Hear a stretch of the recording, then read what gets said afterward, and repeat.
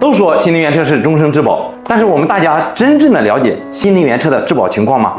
其实啊，一台新能源车的整车高压部件无非就是包含以下8个配件，但是呢，这里有分为2大类。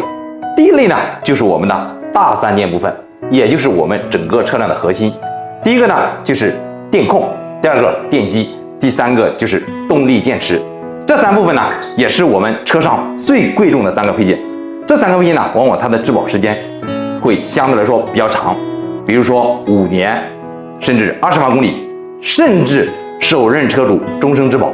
但是呢，它这个条件呢，因厂而异。那除了我们的3个大的部件，那我们还有5个小的3件部件。那这里有什么呢？